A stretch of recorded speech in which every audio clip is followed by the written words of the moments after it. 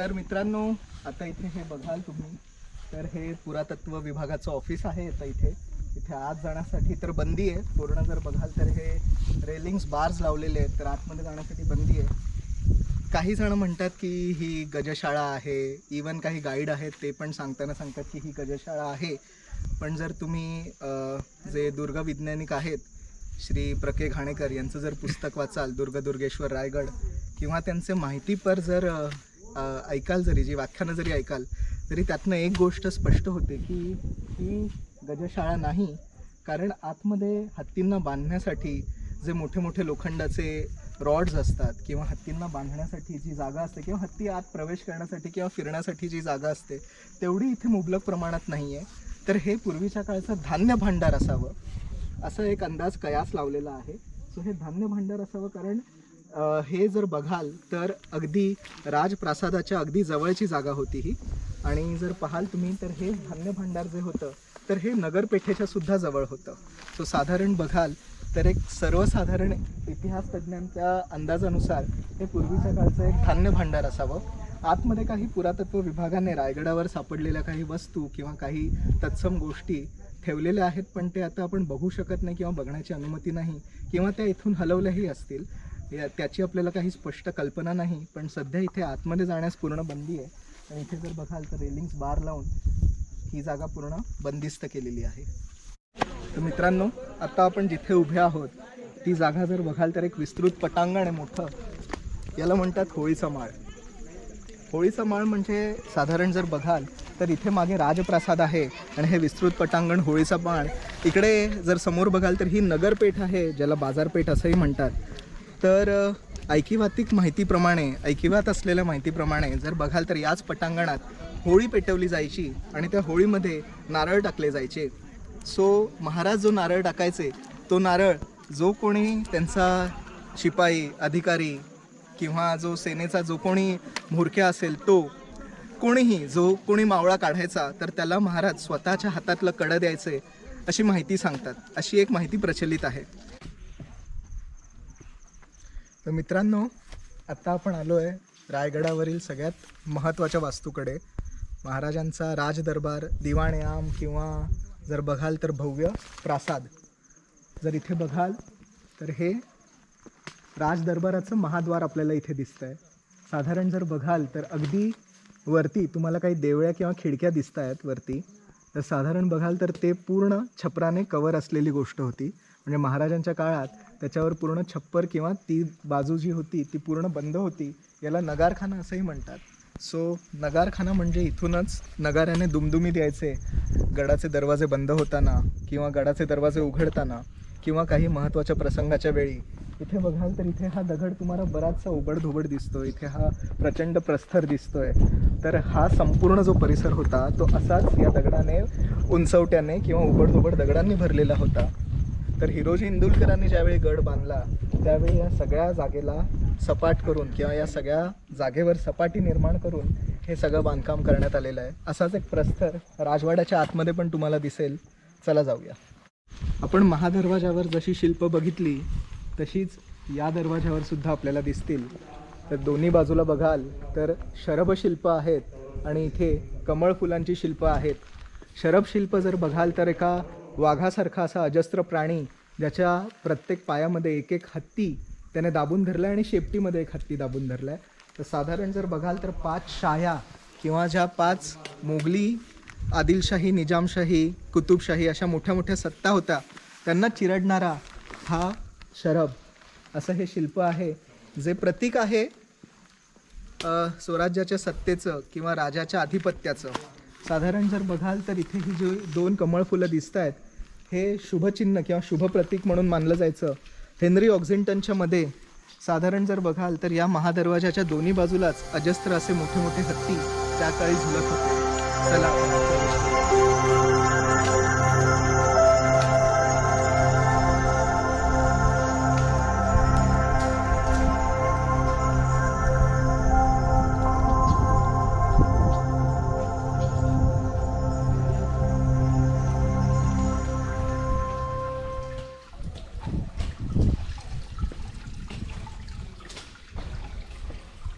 मित्रांनो, आता या ज्या 2 खोबण्या दिसत आहेत तुम्हाला, यात साधारण जर बघाल तर या दरवाजाच्या खोबण्या होत्या, ज्याला आपण स्पष्ट साध्या सोप्या मराठीत हिंजेस म्हणतो. तर ते हिंजेस इथे लावलेले असायचे आणि दरवाजा बंद किंवा उघडा करण्यासाठी इथे या दोन्ही खोबण्या असायच्या. साधारण बघाल तर या ज्या जागा आहेत या पहारेकऱ्यांसाठी विश्रांतीसाठी किंवा पहारेकऱ्यांसाठी बसण्यासाठी या जागा असायच्या. आणि या देवळ्या आहेत ह्याच्यामध्ये छोट्या छोट्या पणत्या किंवा दिवे लावले जायचे रात्रीच्या वेळी उजेड व्हावा म्हणून. अशाच पणत्या किंवा दिवे जर साधारण बघाल तुम्ही तर तुम्हाला प्रत्येक कोपऱ्यात इथे दिसतील.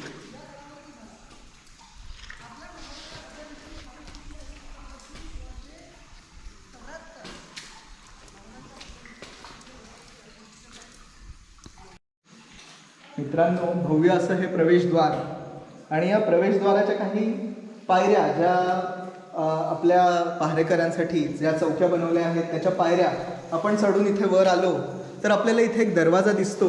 आणि या दरवाजाच्या आतमध्ये नीट बघाल तर ह्या दरवाजाची वाट पूर्णपणे दगडी चिऱ्यांनी बंद केलेली आहे. तर ही जी वाट होती, इथून जिना होता जो नगारखान्याच्या वरच्या मजल्यावर जायचा. इथून ही जी वाट होती ती आता पूर्णपणे बंद केलेली आहे. वरती एक खोली किंवा एक प्रशस्त जागा असण्याची शक्यता आहे, पण सध्या ही वाट पूर्णपणे बंद आहे. मित्रांनो, आता साधारण जर बघाल तर इथे पण आपल्याला एक जागा दिसते, इथे सुद्धा आपल्याला एक जागा दिसते या बाजूला. तर साधारण जर बघाल तर ही जागा फारशी खोल नाही आहे,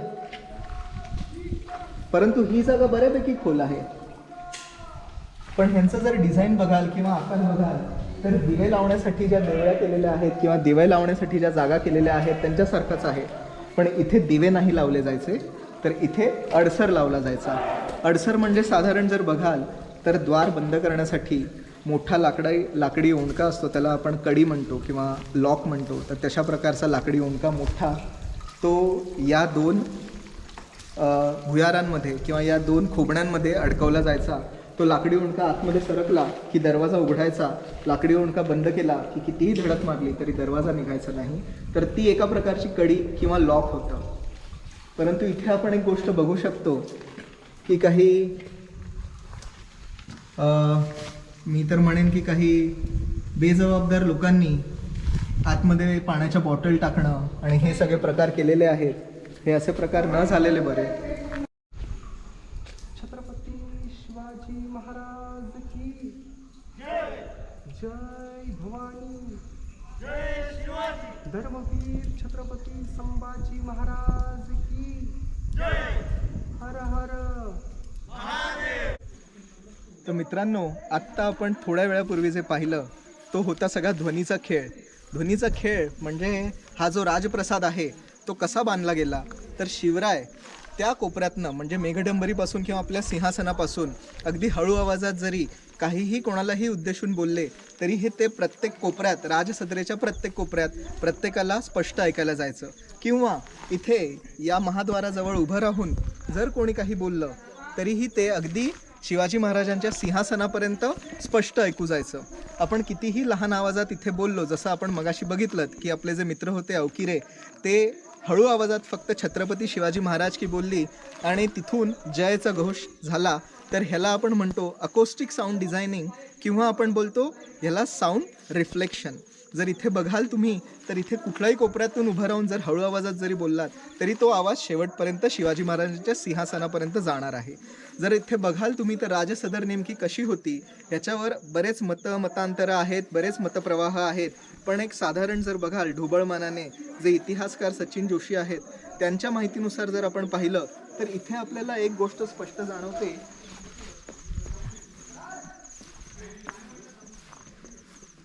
तर इथे महाद्वाराला किंवा या नगारखान्याला चिटकूनच साधारण जर बघाल तर एका घराच्या छपरासारखा भाग दिसतोय. फक्त तेवढेच भाग राहिलेला आहे. थोडं इथून वरती चढतंय आणि तिथून खाली उतरतंय.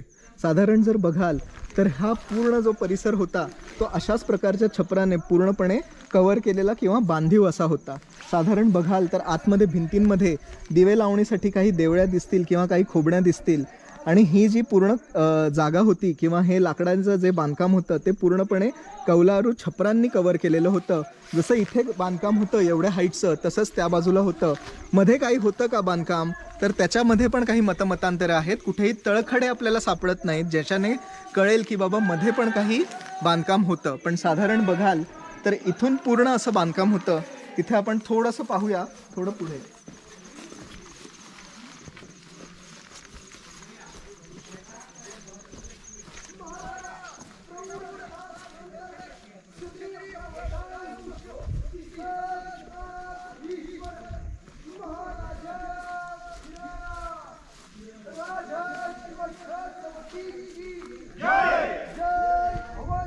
जय शिवाजी.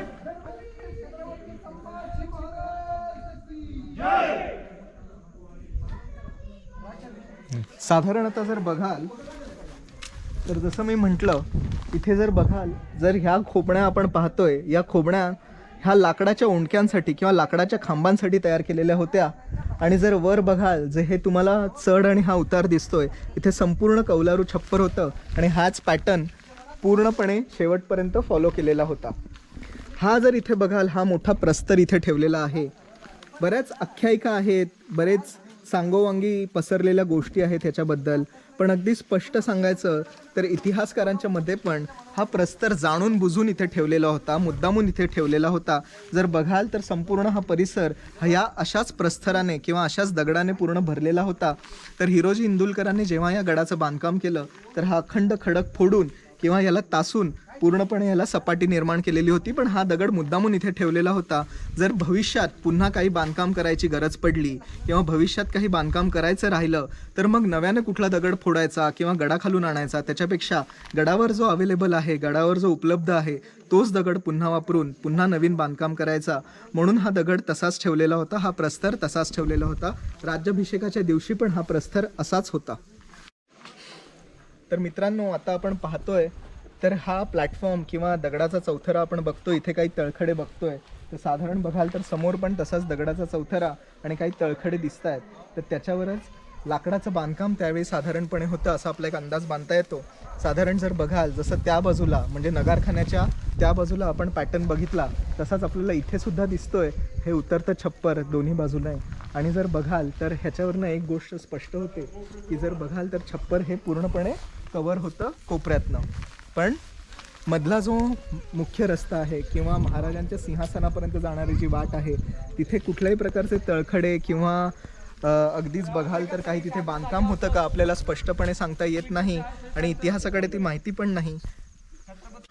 साधारण जर बघाल तर बऱ्याच लोकांनी रायगडाचे काही 3D मॉडेल्स बनवलेले आहेत किंवा एक कयास लावला आहे की पूर्वीचा रायगड कसा असेल. पण बघाल तुम्ही पूर्णपणे रायगडाचं आता काहीही लाकडी बांधकाम अवशेष काही शिल्लक राहिलेले नाही आहेत. राहिलेत तर फक्त काही ज्योती, काही तळखडे, काही दगडी बांधकामं. कारण जर बघाल तर बरंचसं जे बांधकाम होतं रायगडचं ते लाकडामध्ये केलेलं होतं. भवानी टोकावरनं इंग्रजांनी ज्यावेळी पोटल्याच्या डोंगरावरनं कंटिन्युअसली लगातार तोफांचा मारा केला, त्यावेळी दारुगोळ्याचा प्रचंड स्फोट झाला.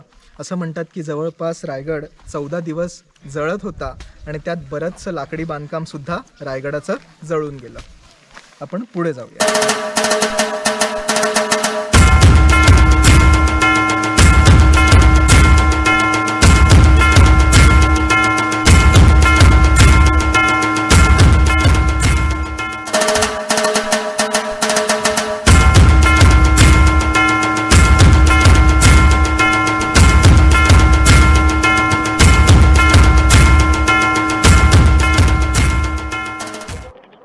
तर मित्रांनो, आता आपण उभे आहोत अत्यंत पवित्र ठिकाणी. आपल्या महाराष्ट्राचे आद्य दैवत, ज्याला आपण दैवतासमान मानतो, असे श्री छत्रपती शिवाजी महाराज यांची मेघडंबरी आणि सिंहासन ज्या ठिकाणी होतं त्या ठिकाणी आपण आलो आहोत. साधारण जर बघाल इथे तुम्हाला काही खिडक्या दिसत असतील. मेघडंबरी आणि सिंहासन जे होतं तो मूळ चौथरा, ज्याच्यावर होतं तो मूळ चौथरा या खिडकीतून आपल्याला स्पष्ट दिसतो. तर शक्य झालं तर आपण त्याला शूट करून बघूया.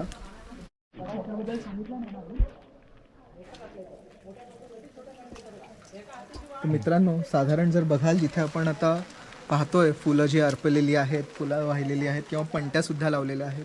सो हा मूळ चौथरा होता आणि त्या चौथऱ्यावरच थोडंसं सिमेंटचं बांधकाम वगैरे करून ही मेघडंबरी आणि शिवाजी महाराजांचा पुतळा बसवलेला आहे. पूर्वी फक्त इथे मेघडंबरीच होती. आपले जे राष्ट्रपती आहेत श्री ज्ञानी झैलसिंग जे आपले होते, त्यांनी इथे येऊन अनावरण केलेलं आणि ह्या मेघडंबरीची पंचधातूपासून बनवलेल्या मेघडंबरीची इकडे स्थापना झालेली होती. पंचधातूपासून ही मेघडंबरी बनवलेली आहे म्हणून याचा एक फायदा असा की ही कधी गंजत नाही, कधी खराब होत नाही. साधारण जर बघाल तुम्ही इथे पाहाल तर हा प्रशस्त तुम्हाला चौथरा दिसतोय, ओटा दिसतोय, पण ह्याच्या समोरच इथे पाहाल तर अजून एक ओटा होता, तो आता अस्तित्वात नाही आहे. आपण राज्याभिषेकाचं चित्र जरी पाहिलं असेल तर इंग्रज अधिकारी हेनरी ऑक्झिंग्टन किंवा अब्राहम लेफेकर, हेनरी ऑक्झिंग्टन हे सगळे वाकून महाराजांना मुजरा करतायत, नमस्कार करतायत आणि काही नजराणे पेश करतायत. तर त्यांच्या समोर, राजांच्या समोर तो ओटा असायचा नेहमी, कारण जे काही नजराणे पेश केले जायचे ते त्या ओट्यावर ठेवले जायचे आणि महाराज इथून ते फक्त कबूल असल्याचे निशाणी द्यायचे. असं पूर्वी होत नव्हतं की बाबा काही वस्तू घ्या, भेटवस्तू द्या आणि थेट राजाला नेऊन द्या. हे राजदरबाराच्या शिस्तीमध्ये बसत नव्हतं. त्यामुळे इथे एक ओटा तयार केलेला होता. त्या ओट्यावरच सगळ्या भेटवस्तू किंवा नजराणे पेश केले जायचे आणि महाराज इथे बसून ते कबूल करायचे. इथे जर बघाल तर ही संपूर्ण भिंत दिसते.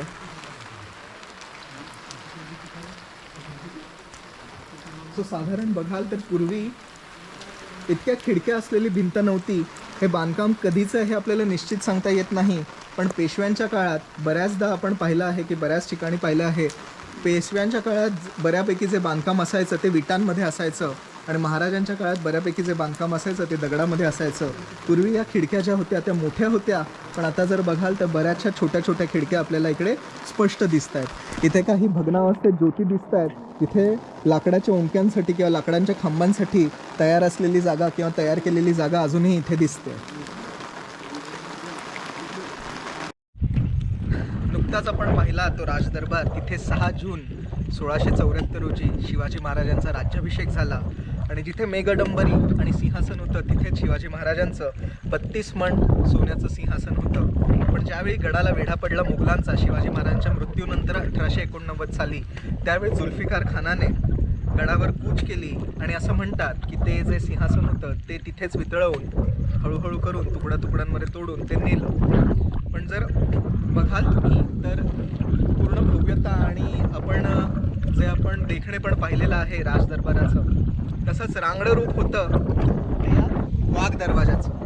साधारण जर बघाल वाघ दरवाजासाठी आणि कुशावर्त तलावासाठी रस्ता जातो इथून, पण आता सध्या गडावर जी मंडळी आहेत त्यांच्या म्हणण्याप्रमाणे तिथे शेवाळं, धुकं आणि झाडी पावसामुळे फार वाढलेली आहे. तुम्ही बघू शकता हा धुका ठरवलेला रायगड. आम्हाला फार इच्छा होती त्या वाघ दरवाजाकडे जायची, कारण जर बघाल वाघ दरवाजाकडे फार कमी मंडळी जातात आणि वाघ दरवाजा हा असा दरवाजा आहे की एका प्रकारे तो रायगडाचा चोर दरवाजा आहे असं आपण म्हणूया. वाघ दरवाजाला ऐतिहासिक महत्त्व का आहे तर ज्यावेळी मुघलांचा वेढा इथे पडलेला होता, जुल्फिकार खानाने इथे वेढा दिलेला होता औरंगजेबाच्या स्वारीच्या वेळी, तर त्यावेळी राजाराम महाराज ताराराणी साहेबांसह आणि आपल्या निवडक शिबंदीसह वाघ दरवाजातूनच शिडी लावून खाली उतरले होते. शिडी लावून किंवा टोपलीतनं किंवा पाळण्यातनं खाली उतरण्याचं कारण हेच होतं की वाघ दरवाजाला घडीव पायऱ्या नाही किंवा तिथे ठराविक अशी कच्ची वाटही जात नाही. तर तिथे बघाल तर सरळसोट कडा आहे जो अगदी हजारो फूट खोल दरीमध्ये उतरतो. वाघ दरवाजाच्या इथून आपण जर आलो पुढे चालत तर आपल्याला इथे एक कुशावर्त तलाव लागतो आणि तिथेच एक महादेवाचं मंदिर आहे. आणि इथे आपण जर पाहाल या रस्त्याने बाहेर आल्यावर आपल्याला इथे एक छोटी खिडकी किंवा इथे एक छोटा भुयारासारखा भाग दिसतो. आपण पाहिजे तर थोडं जवळ जाऊन पाहूया. हा भुयारासारखा भाग जर बघाल तुम्ही तर हा भुयारासारखा भाग म्हणजे त्या काळची ड्रेनेज सिस्टीम आहे. आतमध्ये राजदरबारामध्ये राजसदरेवर जे काही पाणी साठायचं किंवा एक्स्ट्रा जे पाणी असायचं ते वाहून जाण्यासाठी कुठे ना कुठे सोय केली पाहिजे, म्हणूनच हे भुयारासारखी जी सोय केलेली होती. बऱ्याच ज्या छोट्या छोट्या कूपनलिका होत्या किंवा ज्याला आपण म्हणू ज्या ड्रेनेज सिस्टीम होत्या त्या एकत्र येऊन या भुयारा जवळ मिळायच्या आणि इथून सगळं एक्स्ट्रावालं पाणी जे गडात साठलेलं असायचं ते बाहेर पडायचं. आता आपण जातोय नगरपेठेकडे.